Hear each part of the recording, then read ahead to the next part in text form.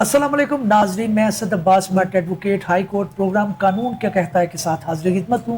नाजरीन, आज 2 से 3 से 4 मौज़ूआत को कवर करने की कोशिश करेंगे। हम तो बात करेंगे कि जनाब हालिया हमने देखा एक कानून साजी की जो है उसकी प्रपोज किया गया कि जो LLB की डिग्री है उसको उसका दुरानिया घटाकर 5 साल से 4 साल कर दिया जाए। क्या अभी ये मामला ज़ेर गौर है, ज़ेर बहस है? अगर ये 4 साल हो जाती है तो क्या इसके अंदर कोई बेहतरी आएगी प्रोफेशन के अंदर? क्योंकि ये भी एक शिकवा है कि इतनी लंबी डिग्री जो है शायद पाकिस्तान के सर्कमस्टांसिस के मुताबिक शायद जो है उसकी कंपैटिबिलिटी नहीं है। दोनों साइडों पे दो स्कूल ऑफ थॉट पाए जाते हैं जो दोनों साइडों के ऊपर आर्गूमेंट देते हैं। बात करेंगे इसके ऊपर कि कानून क्या कहता है, और दूसरा हम बात करेंगे कि पंजाब बार कौंसिल जो है उसके इलेक्शन के लिए लीगल प्रैक्टिशनर एक्ट जो है उसके अंदर प्रैक्टिस की मुद्दत गालबन हालिया जो है वो 15 साल है। ये भी मामला ज़ेर गौर है कि उसको बढ़ाकर जो है वो 20 साल कर दिया जाए। क्या ये मामला किसी कमेटी को रेफर कर दिया गया है? क्या आउटकम होगी? क्या इसकी पॉसिबिलिटी है? इस पर बात करेंगे। और तीसरा हम बात करेंगे ये चाइल्ड मैरिज लॉ जो है ये क्या होता है, इससे कितनी प्रोटेक्शन जो है बच्चों को मिलती है? क्या कानून बना देने से मामला हतमी शक्ल इख्तियार कर दे जाता है, या इसके अंदर जो है वो इम्प्लीमेंटेशन के लिए भी कुछ स्टेप लेने चाहिए? एक प्रपोज बिल हुआ है जिसको इस्लामाबाद के अंदर शायद नाफिज किया जाएगा। उसके अंदर अगेन इस चीज़ के ऊपर फोर्स किया गया है, इस चीज़ के ऊपर जोर दिया गया है कि इस लॉ को बनाया जाए और जिसके अंदर बच्चों की जो शादी है उसको रोका जाए, क्योंकि उसके कुछ नेगेटिव इम्पैक्ट है। इंटरनेशनल कन्वेंशन इसके बारे में क्या कहती हैं, इंटरनेशनल प्रैक्टिस क्या है, क्या वाकई इसके अंदर कोई सदाकत पाई जाती है, इसके ऊपर बात करेंगे। और चौथा हम ये भी जानने की कोशिश करेंगे कि एक जजमेंट आएगी ऑनरेबल जस्टिस तारिक सलीम शेख साहब की तरफ से, जिसके अंदर उन्होंने सर्विसेज लॉ का जो टॉपिक है प्रमोशन का और परफॉर्मा प्रमोशन उसके अंदर डिफ्रेंशिएट किया है और ये बताया है कि इसके अंदर लीगल रेमेडी क्या होती है। एक पटिशन फाइल हुई, रिटायर्ड IG थे, उनकी पटिशन खारिज हुई, क्या सियाको सबाब थे उसके ऊपर बात करेंगे। मेहमानों का तारुफ करवाता चलूँ, मुझे स्टूडियो में ज्वाइन करेंगे गुलशेर मीर साहब, एडवोकेट हाई कोर्ट हैं, पहले भी आप इन्हें मेरे प्रोग्राम में देख चुके हैं, सीनियर काउंसिल हैं, सिविल मुकदमात के ऊपर एक दस्तरस रखते हैं, एक कमांड रखते हैं, अच्छा लीगल एक्यूमेन है, जब भी इनसे गुफ्तगू करते हैं कुछ सीखने का अमल जो है वो जारी रहता है। दूसरा बात करेंगे साकिब मुबारक भट्टी साहब से, एडवोकेट हाई कोर्ट हैं और फॉर्मली LDA के साथ बहुत सारा काम कर चुके हैं, सिविल और कॉन्स्टिट्यूशनल मामलात के ऊपर गहरी नज़र रखते हैं, अच्छा बोलने का अंदाज भी अपना सकते हैं, बल्कि अपनाया भी है, पहले भी मेरे प्रोग्राम में उन्हें देख चुके हैं। और last but not the least Dilnawaz Cheema साहब परमानेंटली मेरे पैनल का हिस्सा हैं। आपको पता है कॉर्पोरेट सेक्टर के अंदर एक उभरता हुआ सितारा है, बेशुमार मुकदमात कर चुके हैं, बड़ी बड़ी फॉर्म्स के साथ काम कर चुके हैं, लेकिन इसके साथ साथ जो है वो उन लोगों के भी मुकदमात करते हैं जिन्हें हम प्रोबोनो वर्क करते हैं, अक्सर हमें कोर्ट की मामलत करते हुए भी कोर्ट में देखते हैं। तीनों मेहमानों का बहुत शुक्रिया, भट्टी साहब आपका, गुलशेर मीर साहब आपका, दिलनवाज चीमा साहब आपका बहुत शुक्रिया। मैं आपसे बात का आगाज़ करना चाहूँगा। पहला मौजू में गुलशेर मीर साहब, you are the senior one, child marriage जो है उसको लेकर एक एम्बिग्विटी पाई जाती है, कहा जाता है कि इसके अंदर फायद है, कानून इसके अंदर बनता है, लेकिन इम्प्लीमेंटेशन का कहीं ना कहीं फुकदान आता है। अभी तो एक नाज़रीन को ये बताइएगा कि नए लॉ की क्या ज़रूरत पड़ी, क्या कोई पहला कानून जो है इस्लामाबाद पे लागू नहीं हो रहा था या उसके अंदर कोई लकूनास थी? जी, thank you very much Bhatt sahab. पहले चाइल्ड मैरिज रेस्ट्रेंट एक्ट 1929 था, उसमें वो पूरे पाकिस्तान में लागू था। अब जो अमेंडमेंट प्रपोज की गई है वो सिर्फ इस्लामाबाद के लिए की गई है। इससे पहले एक्ट 29 में 2015 में अमेंडमेंट की गई थी, वो पंजाब की हद तक की गई थी। ठीक, इसमें जो अभी प्रपोज हुई हैं वो पनिशमेंट में उन्होंने प्रपोज की हैं, क्योंकि पहले सेक्शन 5 ऑफ 1929 सेक्शन 5 में अमेंडमेंट किया, इसमें प्रपोज किया, उसमें सज़ा जो थी वो 1 माह थी और उसके साथ फाइन जो था वो 1000 था। तो 1929 में तो एक अच्छी बिग अमाउंट थी, जो अब बढ़ा के उन्होंने सज़ा मुख्तलिफ सेक्शन 29 में बता देता हूँ। जी जी, 3 साल ज़्यादा जी, 3 साल से 5 साल तक किया उन्होंने। जी जी, एक मैंने सेक्शन 5 में पहले थी 1000 और 1 माह थी, उसमें जो अमेंडमेंट करके उन्होंने उसके सज़ा जो थी वो हाँ जी 5 साल किया और कम से कम 5 साल और मैक्सिमम 7 साल। जी, अब अभी और मैं फाइन 10 लाख। पनिशमेंट से मीर साहब मुझे थोड़ा सा ये बताइएगा, पनिशमेंट जो है वो हमारे निज़ाम के अंदर एतराज़ आता है कि कानून आप ज़्यादा बना देते हैं, तो इसकी इम्प्लीमेंटेशन आप क्या समझते हैं? और दूसरा ये भी कि क्या ये जो पनिशमेंट्स हैं ये बाकी पाकिस्तान के ऊपर इनकी ज़रूरत नहीं थी, उधर वही रहेगी 1000 फाइन और 1 माह, या उधर भी फिर इनको देखकर अमेंडमेंट करना मेरा पड़ेगा? ख्याल है कि बाद में शायद ये करेंगे, क्योंकि अभी उन्होंने कैपिटल इस्लामाबाद को उन्होंने चूज किया। ठीक। 15 में सिर्फ प्रपोज जो हुई थी अमेंडमेंट वो पंजाब के लिए हुई थी। ठीक ठीक ठीक अब उन्होंने जो प्रपोज किया वो अपना इस्लामाबाद के लिए किया। ठीक, तो मेरा ख्याल है इसके बाद वो शायद मौला पाकिस्तान में चली जाए। बिल्कुल ठीक पॉइंट आ गया। मैं जी। आगे बढ़ता हूँ, भट्टी साहब आपकी तरफ आऊंगा। आपने भी इस लॉ जो प्रपोज किया गया है, इसके अंदर क्या आप समझते हैं कि क्यों ये लेजिस्लेशन की ज़रूरत है? इसके अंदर हमारे मुल्क के अंदर वाकई इतना बड़ा मसला है, ये प्रॉब्लम देखने में तो आती है कोर्ट्स के अंदर, आपका क्या तजुर्बा? जी, इसमें व्हाट्सअप ऐसे है कि United Nations sustainable development goals का जो गोल 5 है उसमें उन्होंने जो है वो ये लिखा हुआ है कि ये जो चाइल्ड मैरिज है इसको कर्टेल करना है 2030 तक। ये अगर हम इस लॉ को देखें तो चूंकि जो इस्लामाबाद के अंदर फेडरल कैपिटल में लॉ इस टाइम है वो 1929 का, जैसे अभी कौंसल ने जिक्र किया है कि वो वहाँ पे जो है वो इम्प्लीमेंट है वो लॉ। एक चूंकि टाइम के साथ साथ जो लॉज हैं, कुछ लॉज वो जो हैं वो वक्त की ज़रूरत के मुताबिक नहीं होते, लिहाजा उसमें हमें जो है वो ज़रूरी अमेंडमेंट्स करनी होती हैं। ठीक ठीक उसी के अकॉर्डिंग भी ये अमेंडमेंट जो है वो इन्होंने गवर्नमेंट ने इसके अंदर जो है वो अमेंडमेंट जो है वो प्रपोज की है। इस अमेंडमेंट के तहत सबसे बड़ी जो और एक इसमें इम्पोर्टेंट चीज़ जो है वो ये है कि जो मैरिज की एज है, बेशक वो लड़का हो या लड़की हो, उसकी मैरिज की एज 18 ईयर्स कर दी गई है। मिनिमम एज जो होगी वो 18 साल होगी। ठीक उसके लिए 18 साल की एज को चेक करने के लिए लॉ में उन्होंने ये चीज़ क्लियरली लिखी है कि आईडी कार्ड CNIC जो होता है वो मैंडेटरी होगा, और CNIC बनता ही उसी का है जिसकी एज 18 ईयर्स होती है। ठीक ठीक तो CNIC की वजह से देखा जाएगा कि ये 18 ईयर्स का है कि नहीं। ओके दूसरा ये है कि अगर 18 ईयर्स से कम किसी की कोई मैरिज होगी और उसका CNIC नहीं होगा तो वो मैरिज रजिस्टर्ड ही नहीं होगी। निकाह रजिस्ट्रार जो है उसको इसके अंदर वो कैटेगोरिकली उसको मना किया गया है कि वो उस मैरिज को रजिस्टर नहीं कर सकता। सजा भी उसको अगर कोई इसको रजिस्टर कर देता है या वो 18 साल से कम उम्र का निकाह करता है उसके लिए उन्होंने 1 साल की सजा और 1 लाख रुपए जुर्माना या दोनों सजाएं जो हैं वो एट अ टाइम दी जा सकती हैं, ये किया है। फिर उसमें जो अगला है वो ये है कि 18 साल से अगर कोई एज किसी की ज्यादा है मेल पर्सन की और उसकी एज तो 18 साल से ज्यादा है, लेकिन जिस बच्ची के साथ वो शादी कर रहा है उसकी एज 18 साल से कम है, उस कंडीशन के अंदर 3 साल की पनिशमेंट प्रपोज की गई है जो कि रिगोरस पनिशमेंट होगी, जिसे हम आसान लफ्ज में बामुशक्कत कैद बामुशक्कत कहते हैं। ठीक ठीक वो पनिशमेंट होगी।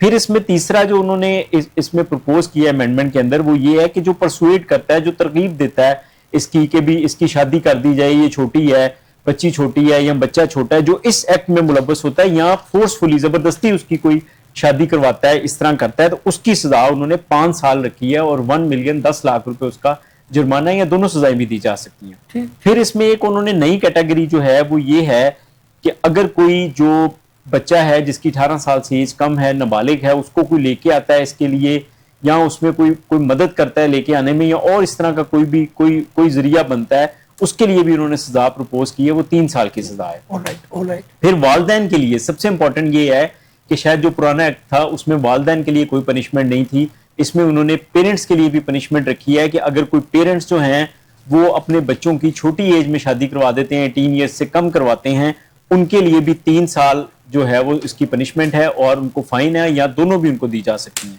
बिल्कुल ठीक। फिर ये इसमें सारी अमेंडमेंट्स हैं। तो अच्छा, ये एक भट्टी साहब ये बात बताएं कि नॉर्मली यहाँ पे ट्रेंड ये है कि जब किस तरह के जाहिर है मैरिज के मामला चल रहे होते हैं, लोग आईडी कार्ड उस तरह से नहीं देखते, वो बवक्त निकाह ही उसको देखा जाता है। तो क्या हमें जो बताना पड़ेगा अपनी ऑडियंस को कि जनाब आपको भी केयरफुल रहना पड़ेगा और इस मामले के अंदर आप आईडी कार्ड दरकार करें?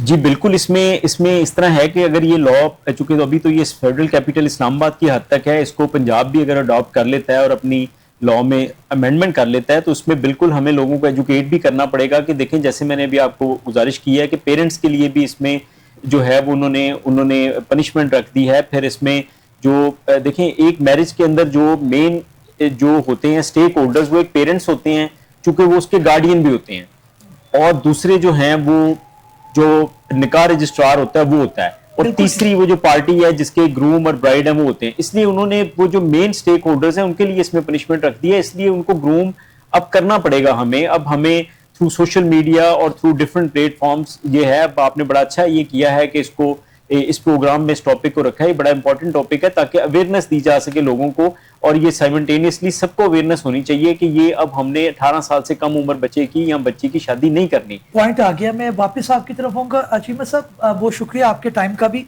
अब मसला ये है कि जनाब अक्सर यहाँ पे ट्रेंड ये है कि बच्चियों के निकाह हो जाते हैं, रुखसती नहीं होती, तो क्या ये एक्ट जो है उसके ऊपर भी लागू हो जाएगा जिसका निकाह हुआ है, या आप समझते हैं कि रुखसती होने तक इसका इम्प्लीमेंटेशन उस तरह से नहीं होगी?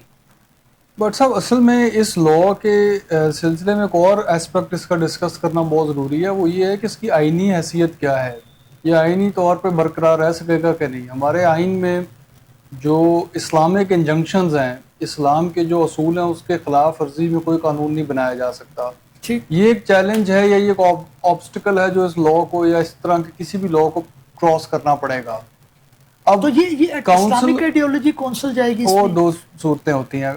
काउंसिल ऑफ इस्लामिक आइडियोलॉजी आइनी तौर पे एक इदारा बनाया गया है, आइन में उसका जिक्र है, जिसका काम ये है वो तजवीज़ देती है पार्लियामेंट को कि कानून साजी किस तरह करनी चाहिए कि वो इस्लाम के दायरे के अंदर रह के की जाए। ठीक, उसकी उस तरह की बाइंडिंग फोर्स नहीं होती है, तो वो अपनी तजवीज़ या मशवरा देती है। उसका पर्पस ये है, काउंसिल ऑफ इस्लामिक आइडियोलॉजी 2014 में ऑलरेडी इस पे अपना व्यू दे चुकी है कि इस सिंध का एक कानून उस वक्त बनाया गया था जो रिस्ट्रिक्ट कर रहा था चाइल्ड मैरिज एज को। उन्होंने ये अपना व्यू दे दिया हुआ है कि ये जो है गैर इस्लामी है, इसकी इजाजत नहीं है। तो ये फिर चीमा साहब इवेंचुअली फिर जाता है फेडरल शरीयत कोर्ट। वो फर्क रूट है। फेडरल शरीयत कोर्ट के पास तो बाकायदा तौर पे इख्तियार है कि ये डिक्लेयर कर देना कि कानून जो है आइन के खिलाफ है, इस्लाम के खिलाफ है। ठीक, वो खुद भी खुद नोटिस भी ले सकता है या किसी की पिटिशन पे भी वो ले सकता है। फेडरल शरीयत कोर्ट में मुकदमा चलाया जा सकता है।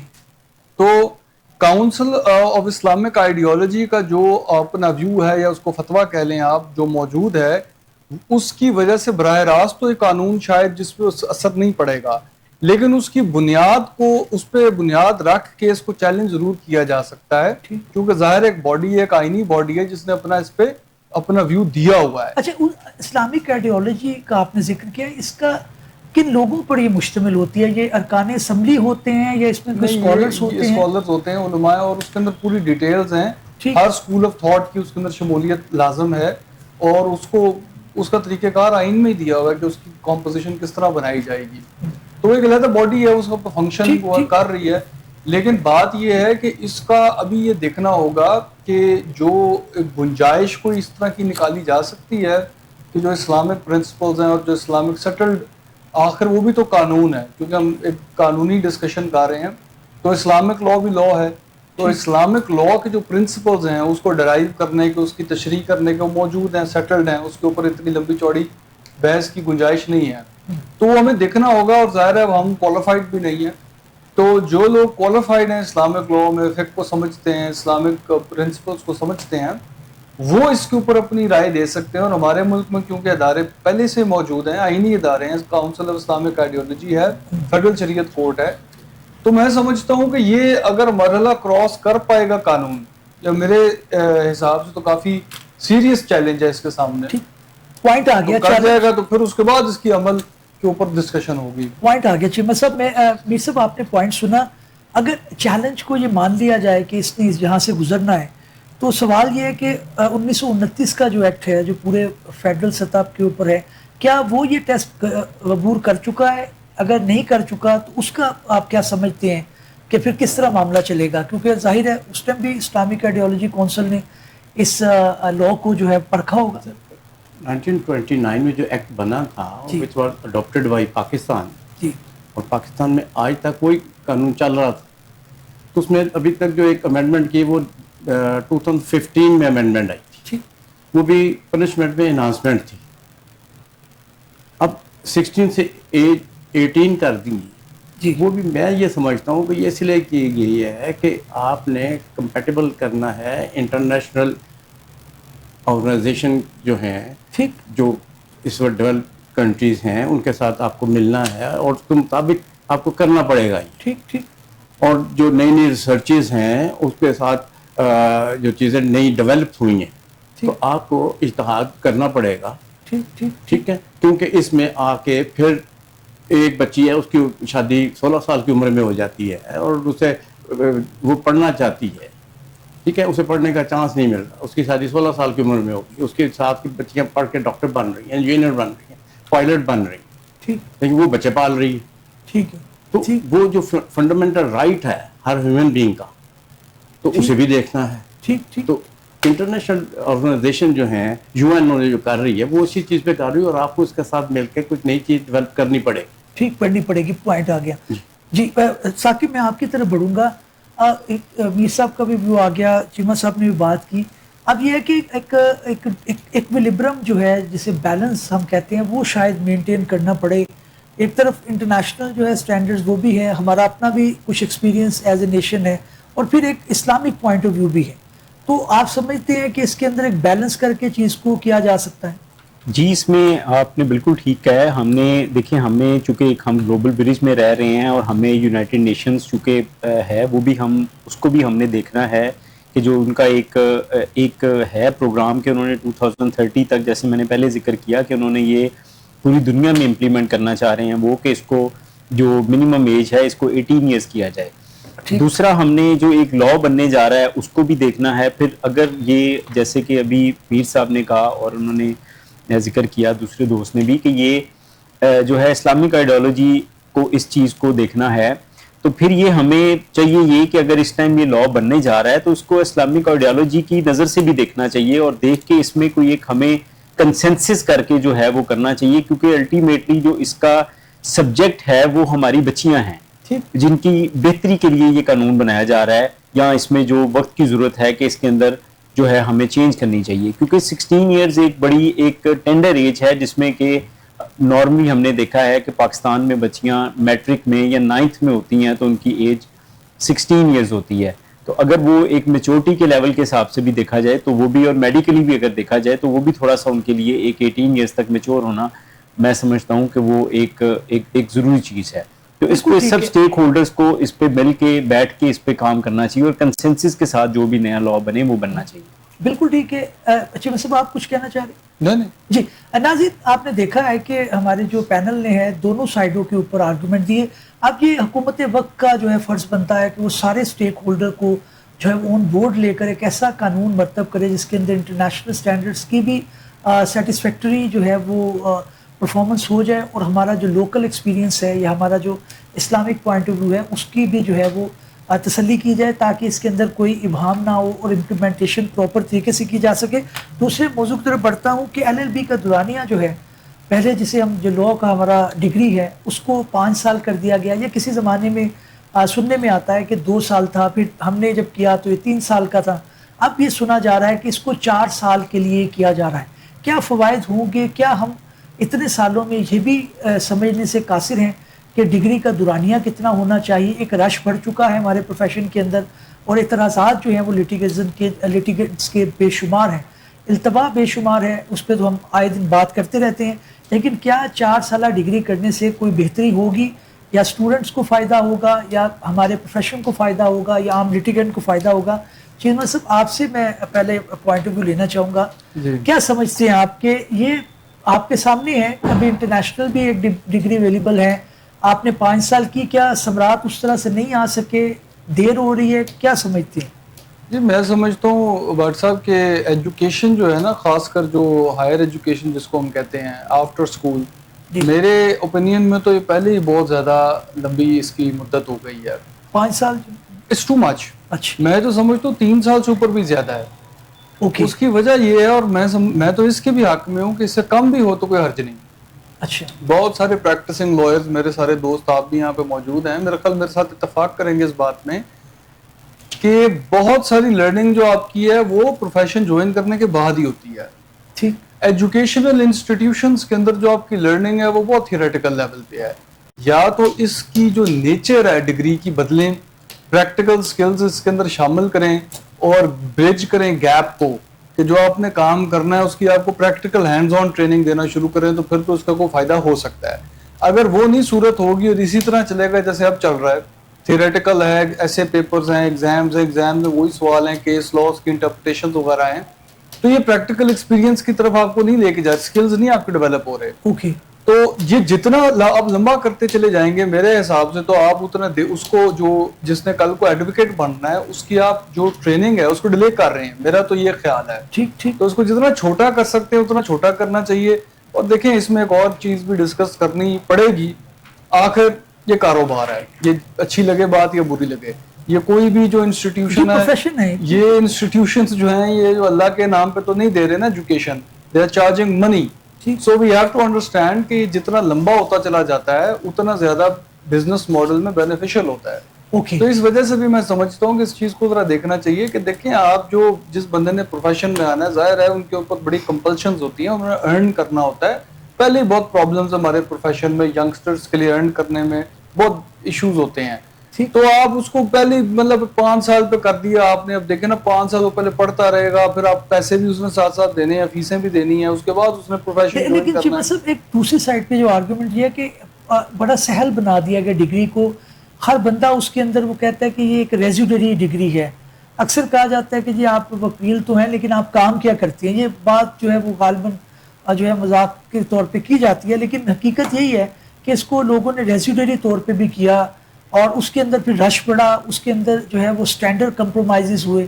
तो इस वजह से आप देखिए इंटरनेशनली किसी डिग्री की किसी यूनिवर्सिटी की डिग्री लेना और उसके बाद उसके बाहर का लाइसेंस लेना कंपैरेटिवली थोड़ा मुश्किल जो उसकी क्वालिटी है या उसका जो उसको मुश्किल या आसान एक और चीज है, मुद्दत की बात हो रही है। आप छोटी मुद्दत रख के उसको मेरे हिसाब से थ्रेशोल्ड और हाई कर दें, ठीक मुश्किल कर दें, बिल्कुल उसको मुश्किल कर दें अचीव करना। अगर पॉइंट आ गया अमीर साहब, आप भी you are the most senior one in the panel, फिर आपकी तरफ आऊंगा। आपने भी देखा, आपके जमाने में शायद 2 साल थी, उससे पहले कोर्स हुआ करता था, कुल मिला के 3 साल, फिर हमारे जमाने में भी 3 साल, फिर 5 साल, अब फिर वापस 4 की तरफ जा रहे हैं।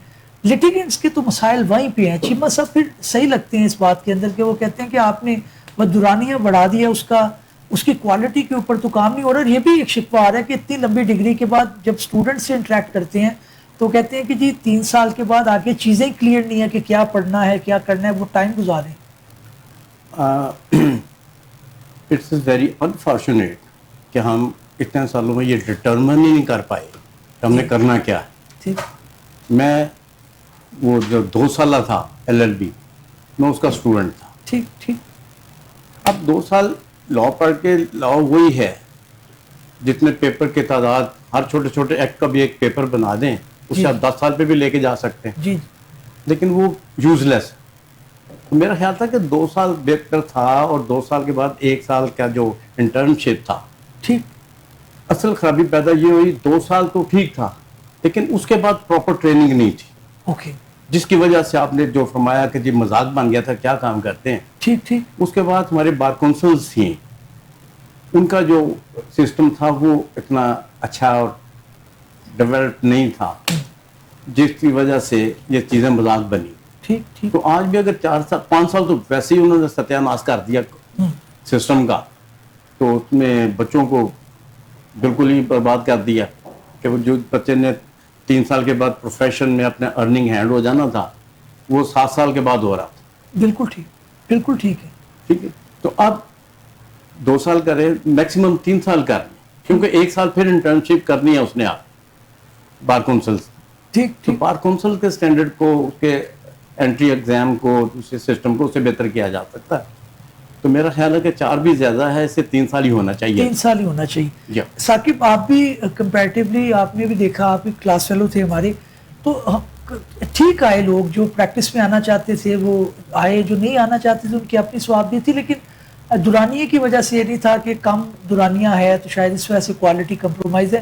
क्वालिटी जैसे चीमा साहब ने कहा कुछ दूसरी चीज़ है और दुरानियाँ जो है या ड्यूरेशन जो है वो दूसरी चीज़ है। ये बिल्कुल आपने दुरुस्त फरमाया है। इसमें हमें दो चीज़ें देखनी है, क्वालिटी ऑफ एजुकेशन और ड्यूरेशन ऑफ एजुकेशन, ये दोनों सेपरेट चीज़ें हैं। अभी जो हमारा यहाँ पे पॉइंट किया है वो ड्यूरेशन का है। क्वालिटी तो एक सेपरेट चीज़ हो गई कि हमने वो हमारी बार काउंसिल्स हैं यहाँ पे, पाकिस्तान बार काउंसिल ने एक बिल्कुल डायरेक्टरेट कायम किया हुआ है, डायरेक्टरेट ऑफ लीगल एजुकेशन, जो इनको लॉ कॉलेजेस पे सिलेबस को सारी चीज़ों को देखता है और मॉनिटर करता है। वो सारे तो हमारे पास अदारे मौजूद हैं। अब हमने ये देखना है कि ये LLB 2 इयर्स का होना चाहिए, 3 इयर्स का या 5 इयर्स का। जिस वक्त ये LLB 5 इयर्स का किया गया तो मैं समझता हूँ इसका पैटर्न, पहले चूंकि LLB जब 3 इयर्स का था, ये ग्रेजुएशन के बाद मतलब 14 इयर्स एजुकेशन के बाद होता था 3 इयर्स का, तो टोटल 17 इयर्स ऑफ एजुकेशन बनता था। ठीक। उसके बाद जैसे कि हमने देखा कि चूंकि ये एक प्रोफेशनल डिग्री है, डॉक्टर्स की भी डिग्री प्रोफेशनल थी, तो उस बेस पे जैसे MBBS की जो है वो FA के बाद FA FSC के बाद 5 इयर्स का होता है, इसी बेस के ऊपर इन्होंने इंटर के बाद ये 5 इयर्स का LLB इंट्रोड्यूस करवाया। ठीक। लेकिन यहाँ पे एक चीज हमें देखनी थी कि अगर आप ये देखें कि चूंकि ये एक प्रोफेशनल डिग्री है, जैसे हम देखते हैं कि MBBS में डॉक्टर्स को पहले 3 इयर्स जो है वो कॉलेजेस में या यूनिवर्सिटीज में, मेडिकल कॉलेजेस यूनिवर्सिटीज में पढ़ाया जाता है, और उनके जो आखिरी 2 साल होते हैं वो उनके हॉस्पिटल के अंदर उनको एजुकेशन दी जाती है, फिजिकली हाउस जॉब, फिर उसके बाद हाउस जॉब उनकी 1 साल की स्टार्ट होती है। आखिरी जो उनकी 4th ईयर और 5th ईयर है वो उनको वहां पे जो पेशेंट्स हैं उनके ऊपर उनकी ड्यूटी होती है, और वहीं पे उन्होंने फिजिकली वहां पे करना होता है। अब हम अपने सेटअप में अगर देखें तो 5 इयर्स की जो हमारी एजुकेशन है वो 5 इयर्स की एजुकेशन सिर्फ कॉलेज के एक वो बंद कमरे के अंदर रह जाती है, जो सिर्फ थ्योरेटिकल एजुकेशन है। वो 5 इयर्स का LLB करने के बाद जब एक स्टूडेंट लॉ की फील्ड में आता है तो यहाँ पे चूंकि प्रैक्टिकल चीजें हैं और सारे का सारा मैटर ऑल टुगेदर डिफरेंट है, उससे ये फील होता है कि शायद मैंने ये जो 5 इयर्स लॉ में पहले किए हैं वो शायद मैंने वेस्ट किए हैं टाइम के, क्योंकि बिल्कुल एक नई चीज उसे सीखने को मिलती है। तो हमें पहले ये देखना पड़ेगा कि अगर हम इसको लॉ को 5 इयर्स से 4 इयर्स भी कर रहे हैं तो इसमें भी कोई मजाका नहीं है। 1 साल अगर बच रहा है एजुकेशन का बच्चों की तो ये एक अच्छा स्टेप होगा। दूसरा, हमें सबसे इंपॉर्टेंट ये देखना है कि हमें इस एजुकेशन के अंदर एक एटलीस्ट हमें जो इस एजुकेशन का 30% या 25% जो एक पोर्शन है वो हमें फिजिकली कोर्ट्स के अंदर अपीयरेंस का रखना पड़ेगा। और इसमें जो हमारे डिपार्टमेंट्स हैं जो इस चीज को मॉनिटर कर रहे हैं उनको ये चाहिए कि थोड़ा सा ये देखें कि ये 1 साल की एजुकेशन हम जो है वो फिजिकली कोर्ट्स के अंदर जो एक लॉ की प्रैक्टिस है किसी सीनियर के साथ, वो हम एक कंपल्सरी कर दें स्टूडेंट्स के लिए, क्योंकि वो 5 साल की प्रैक्टिस, 5 साल की वहां की अपनी जो है वो कोर्स के बाद जिस पर कोर्स में आते हैं तो वो 6 मंथ्स की उनकी इंटर्नशिप है, जो कि पहले रेगुलरली नहीं हो रही थी, अब रेगुलरली शुरू हुई है। बल्कि अब जो है वो पाकिस्तान अपना हाई कोर्ट बार एसोसिएशन में, लाहौर बार एसोसिएशन में बार वोकेशनल कोर्सेज भी इंट्रोड्यूस करवाए गए हैं, जो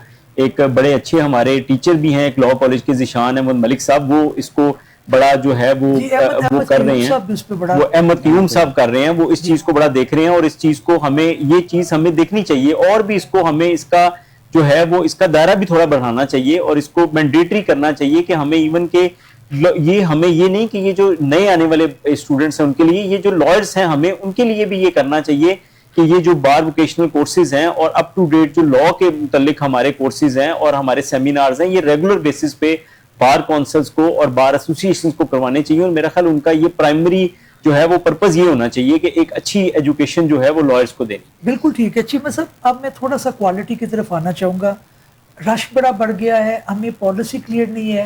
इंटरनेशनली अगर देखा जाए तो वो इस चीज़ का पहले डिटर्मिन करते हैं कि कितने लॉयर्स सोसाइटी को चाहिए। इवन कनाडा की अगर बात करें तो वो इंटरनेशनल मार्केट देखते हैं कि जी हमें प्लम्बर चाहिए, हमें कारपेंटर चाहिए, हमें मैसन चाहिए, जो भी हो। हमारे यहाँ पे ऐसी कोई पॉलिसी देखने को नहीं आती और कॉलेजेस जो है उसको लाइसेंसिंग बड़ी इजी है। फिर उसके बाद जाहिर है जब स्टूडेंट उसमें आ जाते हैं तो नहीं है वो स्टैंडर्ड, तो सभी पास हो जाते हैं और उसके अंदर फिर जो आपके पास आगे ब्रीड आती है, आपके पास जो आउटकम आती है उस पर हम शिकवा करते हैं। तो प्रॉब्लम का अगर हमने तदारुक कर लिया है तो why we are not taking step to finish it. But साहब 2 रास्ते होते हैं इन चीज़ों को चेक करने के। एक तो लंबा है ना कि इंस्टीट्यूशंस को चेक करें, उनके अंदर जाएं, उनकी क्वालिटियाँ देखें। हमारे मुल्क में हम ना इम्प्लीमेंटेशन पे बहुत मार खाते हैं, मानने वाली बात है। हम लोगों से अपने मंसूबे इम्प्लीमेंट नहीं होते, उस पर अमल नहीं हम आसानी से कर सकते। ये हमारा फेलियर है सब इदारों का। तो मैं हमेशा ये करता हूँ एडवाइस कि आप वो रास्ता ढूंढें जिधर आपको बहुत डिटेल्ड में जाके जो इम्प्लीमेंटेशन ना करनी पड़े, क्योंकि आपके लिए वो रास्ता मुश्किल है। अब उसका आसान रास्ता क्या है, स्टैंडर्डाइज टेस्ट रख लें। आप इस चीज़ के पीछे जाएं ना कि कौन किस इदारे में कितना अच्छा पढ़ा है या नहीं पढ़ा, उनको चेक करें, वो भी ठीक है। खैर मैं ये नहीं कह रहा हूँ करें एक्सरसाइज आप, बट उसका जो आसान चेक हो सकता है वो एक स्टैंडर्डाइज टेस्ट के जरिए जो होते हैं, बार के एग्जाम्स होते हैं, मैं ये नहीं कह रहा हूँ, बट आप वहाँ पे इस चीज़ को पकड़ सकते हैं। ठीक, आप उसका थ्रेशोल्ड या उसके जो क्राइटेरियंस हैं, जो उसको जिस तरह भी फाइन ट्यून करना चाह रहे हैं कर लें, क्योंकि दुनिया में भी, यूएस वगैरह में भी यही तरीका होता है कि भाई आप जिधर पढ़ें जो भी कर रहे हैं वो आपका मसला है, आपने आगे टेस्ट पास करके आगे निकलना है। अभी वो छन्नी लगी हुई है, उसमें जो निकलेगा उसमें से वही आगे आ सकेगा। तो ये आसान तरीका है इस चीज को चेक करने का कि सिर्फ जो कॉम्पिटेंट लोग हैं वो आए, ये एक एलिमेंट है।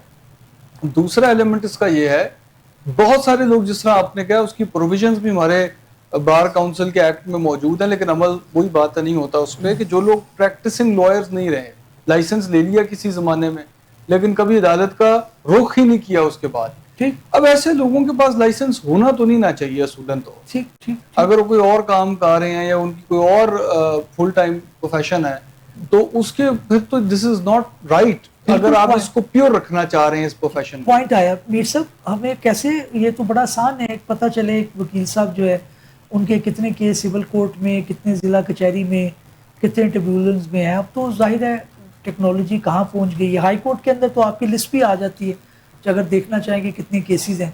सिविल कोर्ट में ऐसा मामला नहीं है, या ट्रायल कोर्ट के अंदर आप समझते हैं कि इसके अंदर होना चाहिए। चीमा साहब का पॉइंट तो वैलिड आ रहा है। आप देखिए कि एक बंदा जो है वो साल में उसका एक भी केस नहीं फाइल हुआ, ना उसने कोई वकालतनामा फाइल किया, तो ये सिस्टम क्या बहुत मुश्किल है या हम आगे बढ़ना नहीं चाह रहे, करना नहीं चाह रहे? एक बात तो ये है कि लीगल प्रैक्टिशनर एक्ट में ये तो है कि जब वो लाइसेंस मिल जाता है वो दूसरा कोई काम नहीं कर सकता। ठीक, अब कुछ लोग जो प्रैक्टिस करते हैं, हमारा सिस्टम है जुडिशरी का, 2 साल प्रैक्टिस काम किया और फिर चले गए, वो प्रैक्टिकली अपना लाइसेंस सस्पेंड करवाते हैं। ठीक, ठीक, अगर कोई बैंक ज्वाइन कर लेता है तो उसे भी प्रैक्टिकली अपना लाइसेंस सरेंडर करना है, ठीक, जो कि हमारे लोग नहीं करते। ओके, जो लीगल प्रैक्टिशनर एक्ट है उसके सेक्शन पे इम्प्लीमेंट कर लें, उसमें काफ़ी चीज़ें कवर हो जाएंगी। ओके, ओके, ठीक है। पहले एक था कि जो लोअर कोर्ट का लाइसेंस था वो हर साल रिन्यू होता था। ओके, अच्छा, उस पर भी हम माइंड करते थे, रिन्यू होता। हाई कोर्ट का हो गया, फॉर एवर हो गया। ठीक, तो ठीक, उसमें ये अमेंडमेंट की जा सकती है कि जो प्रैक्टिसिंग है वो अपना हर साल रिन्यू करवाए ओके, कि आई एम प्रैक्टिसिंग, बिल्कुल तो ठीक, ये चीज़ चेक हो जाएगी।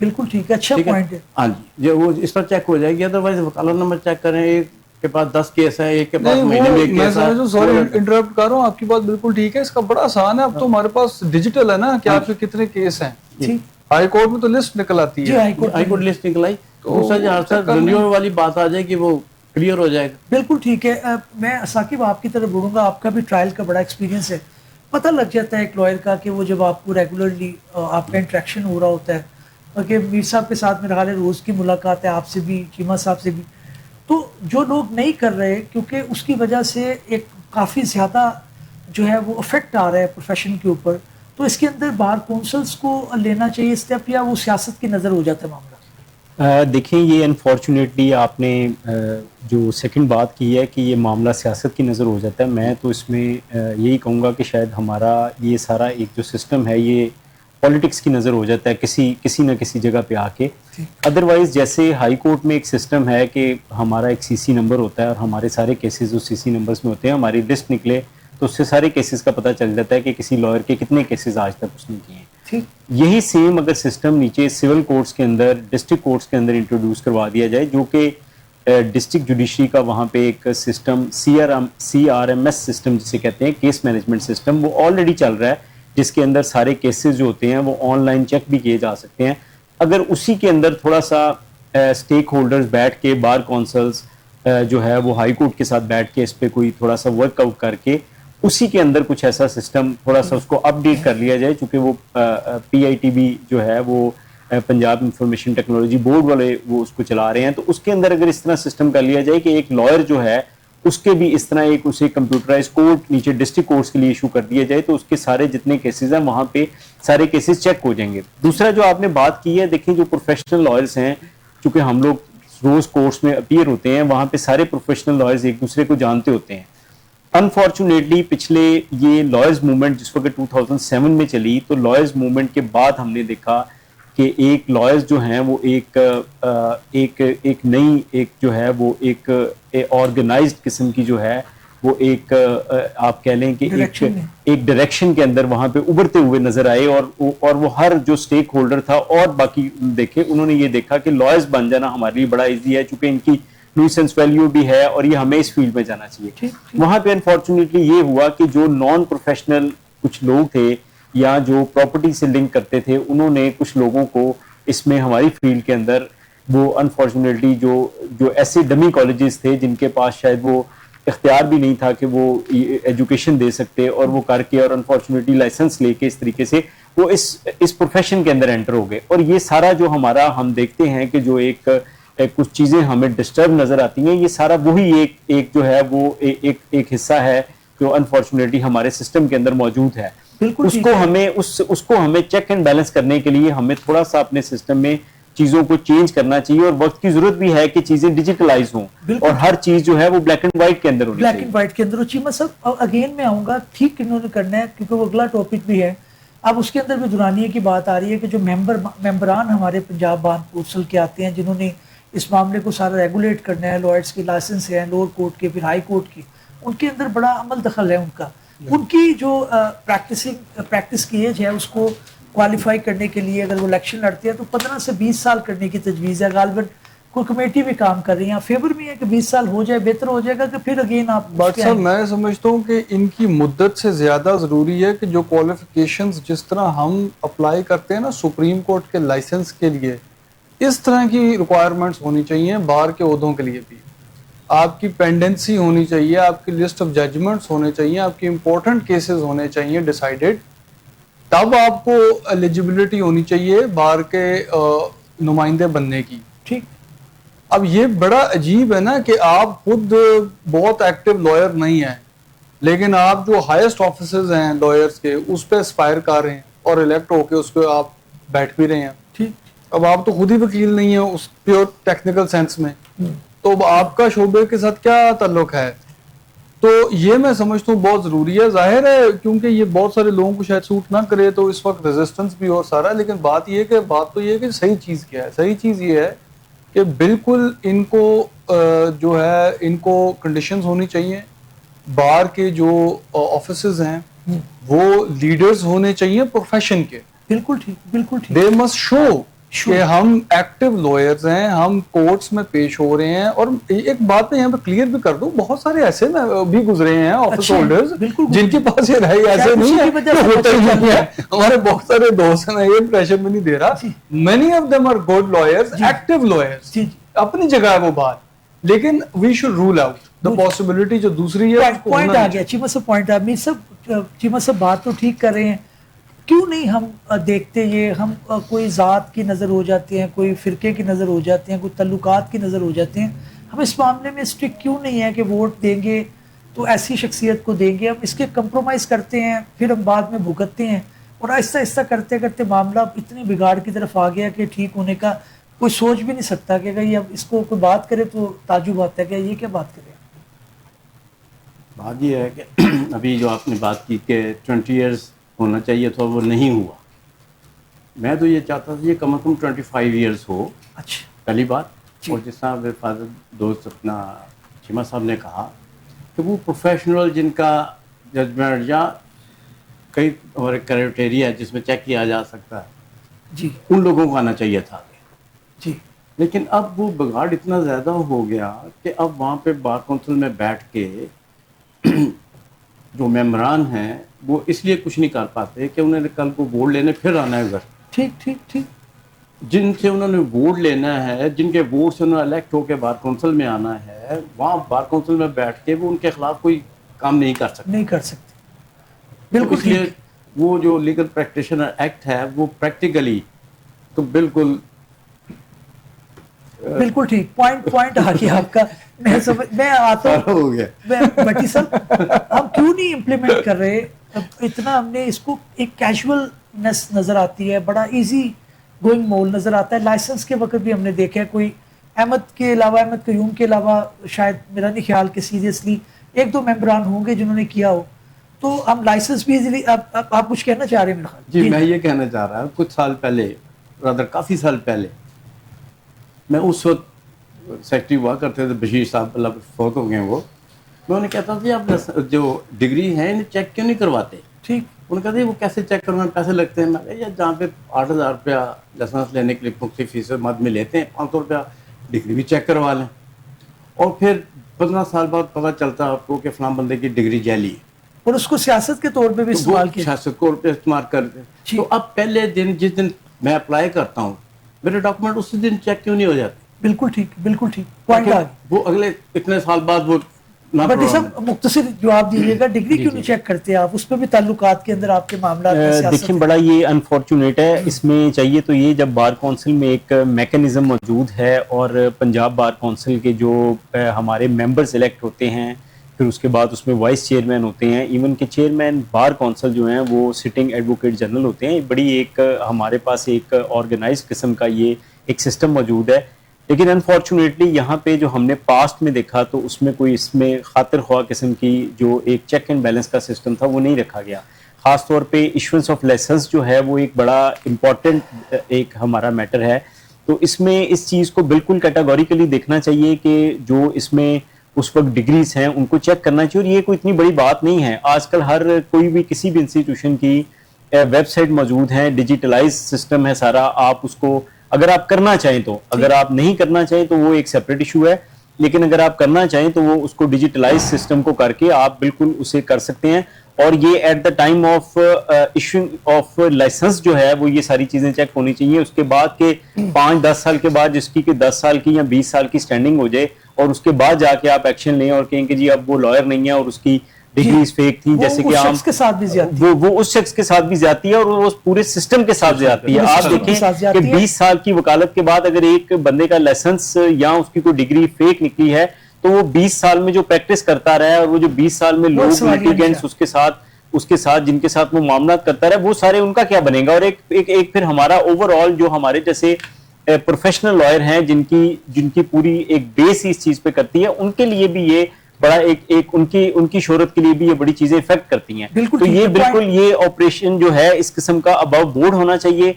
और मैं समझता हूँ जो 15 साल या 20 साल वाला मैटर है वो शायद इतना मैटर नहीं करता, प्रैक्टिस 15 साल की हो या 20 साल की हो। असल चीज क्वालिटी मैटर करती है। आप लॉयर जिस दिन पहले दिन लॉयर बनाते हैं आप उस दिन ही उसकी क्वालिटी चेक करें। अगर आप चेक करके बनाएंगे तो शायद आपको 20 साल करने की भी जरूरत ना पड़े, आप 10 साल के ऊपर ही उसको कहें कि आप बार काउंसिल का लाइसेंस ले सकते हैं, क्योंकि 10 साल सुप्रीम कोर्ट के लाइसेंस के लिए जो एज है वो 10 इयर्स है और अब उसको रिड्यूस करके इन्होंने 7 इयर्स कर दिया। पॉइंट आ गया। नाज़रीन, आखिरी मौजू की तरफ बढ़ना है। जजमेंट आई है ऑनरेबल जस्टिस तारिक सलीम शेख साहब की तरफ से, जिसके अंदर सर्विसेज लॉ का जो पॉइंट था, अपॉइंटमेंट और प्रमोशन और परफॉर्मा प्रमोशन, उसके बारे में चीमा साहब आपने भी जजमेंट पढ़ी है, टाइम शॉर्ट है, मुख्तसर क्या कहेंगे? जी बट साहब बेसिकली बहुत सारी चीज़ें हैं, लेकिन मुख्तसर तो यही कह सकते हैं कि जो सिविल सर्वेंट है उसके मुतल्लिक हमारा आइन जो है बड़ा वाज़ेह है कि इनकी सर्विस ट्रिब्यूनल्स जो बने हुए हैं ये उससे रुजू कर सकते हैं बराह रास्त। जो है जिसको हम रिट ज्यूरिसडिक्शन कहते हैं, हाई कोर्ट की जो है उसके ऊपर नहीं आ सकते हैं, उसकी ज्यूरिसडिक्शन के अंदर नहीं आ सकते हैं। बिल्कुल ठीक। तो मोर और लेस उसके अंदर कुछ और चीज़ें भी हैं, लेकिन मोर और लेस इसी असूल को अपहोल्ड किया गया है कि इस तरह की प्रोफॉर्मा जो है प्रमोशन के केसेस में भी जो ज्यूरिसडिक्शन है सर्विस ट्रिब्यूनल की ही होगी, सर्विस ट्रिब्यूनल की भी हो। अब मैं मीर साहब आपकी तरफ आऊँगा, आपने भी जजमेंट पढ़ी है। एक तो ये है कि जो प्रमोशन है उसको बाहर किया गया था हमारे एक्ट के अंदर के उसके अंदर आप ट्रिब्यूनल नहीं जा सकते। क्या यहाँ पर जो है वो जो स्टेक होल्डर थे वो समझने से कासिर रहे कि परफॉर्मा प्रमोशन जो है वो डिफरेंट कॉन्सेप्ट है फ्रॉम द प्रमोशन? उसमें बाहर इसलिए किया गया था वो इंटरनल मामला था। ठीक। सर्विस जो थी उनका अपना सिस्टम जो प्रमोशन बोर्ड बन था। ठीक। अब ये पर्टिकुलर इस केस में जो हायर अपना प्रमोशन बोर्ड है वो अपनी रिकमेंडेशन करता है और फिर प्राइम मिनिस्टर को पेश करता है और प्राइम मिनिस्टर उसको बाद उसको आगे करते हैं। ठीक। तो उसमें इंटरनल उधर का मामला है। समटाइम वो अवेलेबिलिटी ऑफ पोस्ट के बाद आ जाती है, समटाइम मीटिंग होल्ड नहीं हो पाती। ठीक ठीक। तो वो उधर का इंटरनल मामला है। तो इंटरनल को ही डील करना चाहिए और उसके बाद वो सर्वर ट्रिब्यूनल में आए। ओके, हाई कोर्ट नहीं। हाई कोर्ट नहीं, सर्वर ट्रिब्यूनल जो बने हैं वो सारे फिर उधर की उनकी जुरिडिक्शन बने। ठीक ठीक ठीक, बिल्कुल सही। साकिब, आपने भी जजमेंट पढ़ी है। साकिब साबिक आईजी थे, उनका ये मौक़िफ़ था कि परफॉर्मा प्रमोशन से मुराद ये है कि मुझे वो मराद दे दी जाएं जो शायद 22वें ग्रेड के ऑफिसर को दी जाती हैं। तो ये ऑनरेबल हाई कोर्ट भी इसको डिसाइड कर सकता था।